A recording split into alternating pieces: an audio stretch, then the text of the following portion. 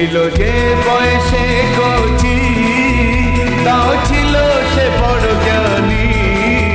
করলো হাতিম প্রমাণ, তারি নাম যে কুরবানি। দাস্তানে হাতিম তাই, দাস্তানে হাতিম তাই, দাস্তানে হাতিম তাই, দাস্তানে হাতিম তাই। মাটি আর আকাশের মধ্যে, ব্রহ্মাণ্ডের চতুর্দিকে, অগণিত ঝলমলে নক্ষত্রের মধ্যে আমি তোমাদের এমন একটা জগতে নিয়ে যাব যেটা শিল্পীর শিল্পের থেকে অনেক সুন্দর। যেন কবিতার সুন্দর পংক্তি কল্পনার জগতের বাইরে, যার সৌন্দর্য অনেক গভীর। ওই স্বর্গীয় অপরূপ জায়গাটার নাম স্বর্গতুল্য পরিস্থান। পশমের মতো সুন্দর সাদা মেঘে ঢাকা এই শহরটা, এটাই হচ্ছে স্বর্গতুল্য পরিস্থান, পরিদের দেশ। এই সুন্দর শহরটা ফুলের বাগানে ঢেকে আছে। এখানে সর্বদা যেন খুশির জোয়ার, এখানে সর্বদা হাসির ঢেউ তুলেছে পরিদের নৃত্যের তালে তালে।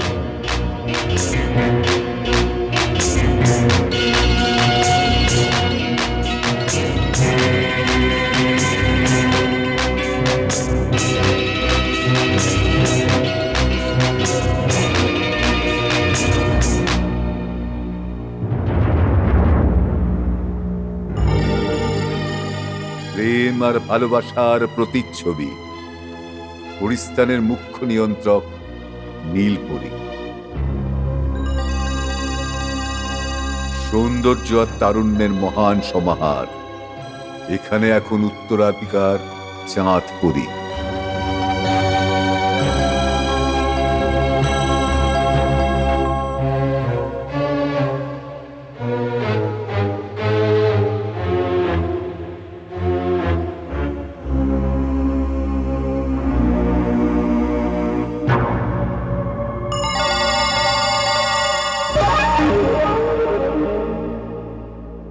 আর ইনি হলেন সর্বশক্তিমানা সম্রাজ্ঞী মহারানী নূরপরি।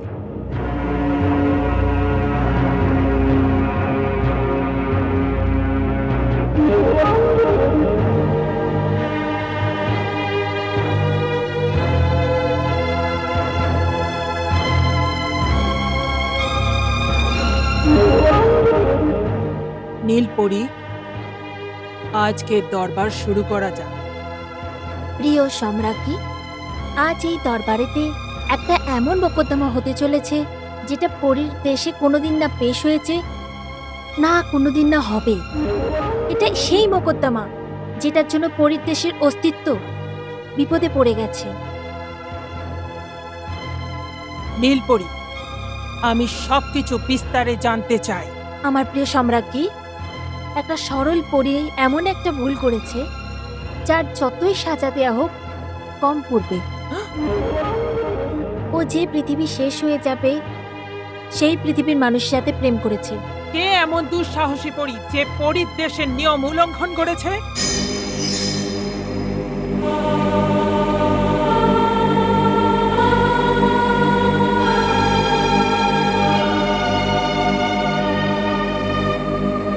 হুকুম করুন রানীমা।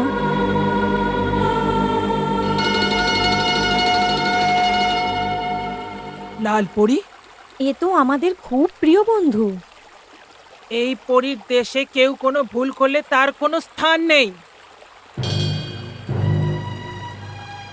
তো তুই হলি সেই দিশাহীন পরী যে বেঈমান আর বিশ্বাসঘাতকতার মূর্তি মানুষ জাতির সাথে প্রেম করার দুঃসাহসিকতা দেখায়। তুই হলি যে প্রেমে পাগল হয়ে পরিদেশের নিয়ম কানুনকে ভেঙে চুরে নষ্ট করেছিস, তার সাথে কলুষিত করেছিস। সেটা বুঝেছিস? চুপ করে রয়েছিস কেন? জবাব চাই। লালপরি, তোর চুপ থাকা তোর দোষের প্রমাণ করে দিচ্ছে। তুই নিজে বাঁচার জন্য নিজের পক্ষে যদি কিছু বলতে চাস, নির্দ্বিধায় বলে ফেল। রানীমা, যা আমি বলতে চলেছি তা আপনি শুনতে পারবেন না, আর যা আপনি শুনতে চাইছেন তা আমি বলতে পারবো না।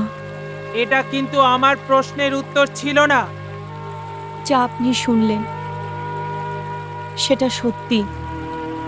তুই একটা সাধারণ মানুষের সাথে প্রেম করার অপরাধ করেছিস।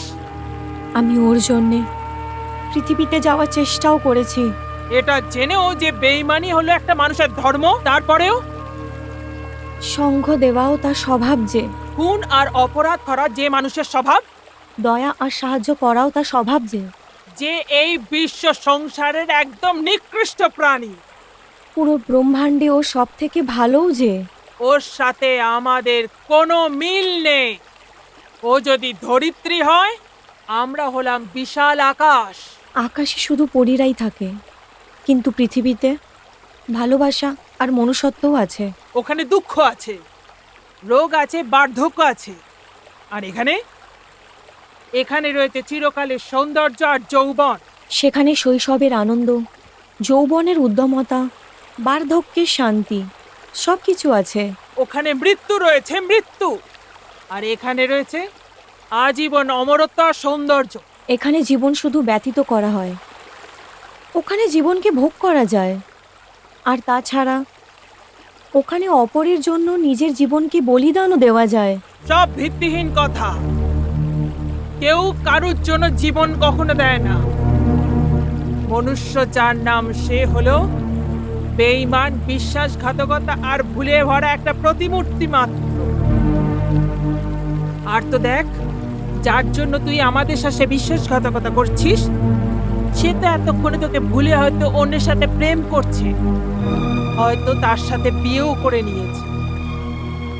ওকে যে আমিই ভালোবেসেছি রানীমা, আপনি নয়। আপনার চেয়ে বেশি আমি ওকে জানি। তুই ওকে ভালোবাসতে বাসতে একেবারে নিজেকে বিনাশকালের দিকে নিয়ে যাচ্ছিস। ভালোবাসার মানেই হলো বলিদান। আমাকে শেষ হয়ে যেতে দিন।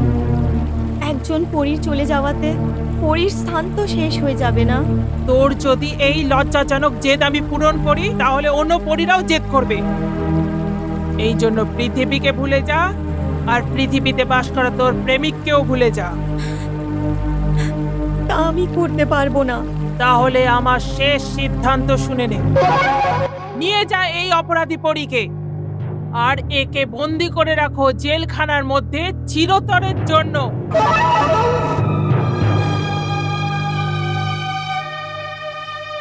যা আমার বলার ছিল বলে দিয়েছি, কিন্তু রানীমার বিচার এটা প্রমাণ করে দিয়েছে যে যা তিনি শুনতে চাইছিলেন তা শুনতে পেলেন না।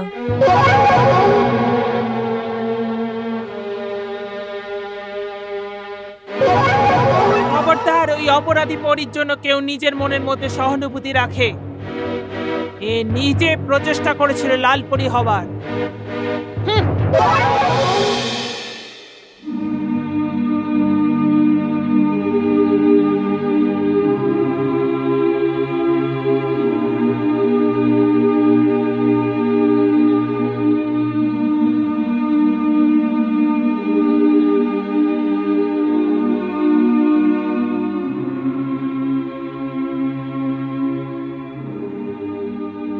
চাঁদ,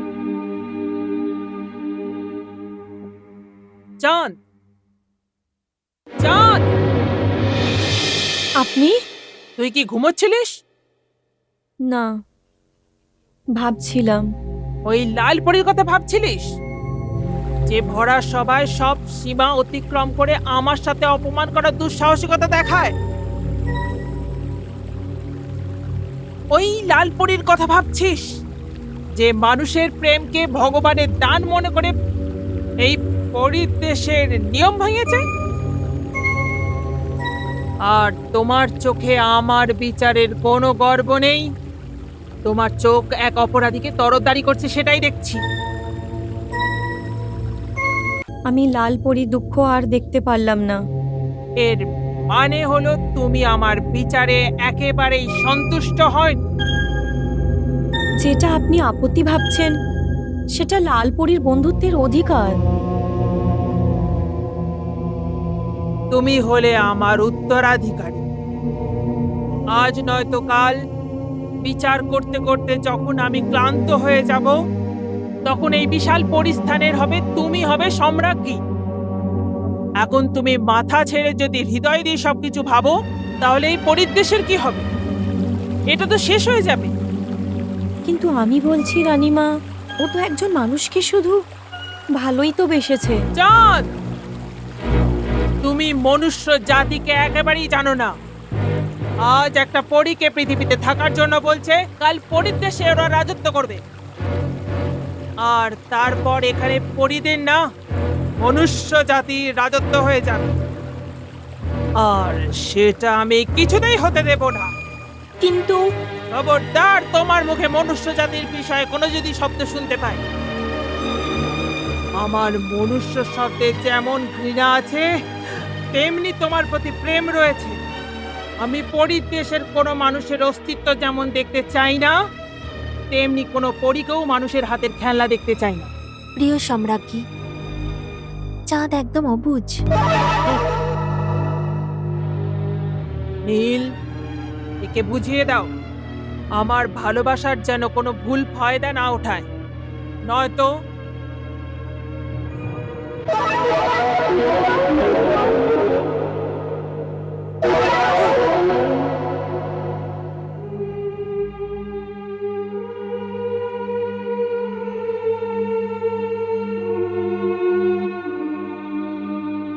একটা কথা বলো নীলপরি। বলুন রাজকুমারী। লালপরি মানুষদের এত প্রশংসা করত, আর রানীমা ওদের নিন্দা করেন কেন? আমি এটা বুঝতে পারছি না যে কে ঠিক আর কে ভুল। দুজন দুজনের জায়গায় একদম সঠিক। মানুষ ভালোও আছে, আবার খারাপও আছে। সেটা কি করে হতে পারে? একই জায়গায় দু ধরনের লোক কি করে হতে পারে? এর জন্য এর নাম পৃথিবী গো। আচ্ছা নীলপরি, তুমি কোনো মানুষকে চেনো নাকি? হ্যাঁ, আমি ভালো মানুষকেও জানি, খারাপ মানুষকেও জানি। খারাপ মানুষটা হলো যার নাম হলো জাদুকর আবুল খর, যে আমাকে আর পরিদেশের সব পরীদেরকে কয়েদ করে রেখেছিল।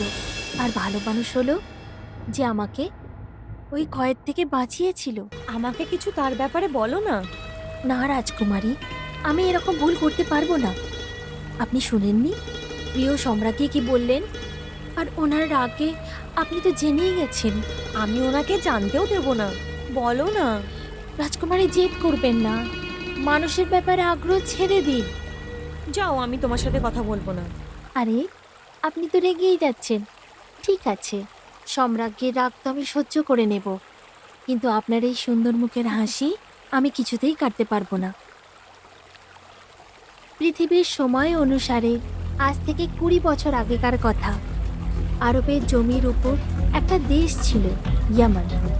ওখানের বাদশাহ তাই বংশে অনেক তপস্যার পর সন্তান হতে চলেছিল। উনি খুব বিচলিত ছিলেন। উনি কিছুতেই বুঝতে পারছিলেন না ছেলে হবে না মেয়ে হবে।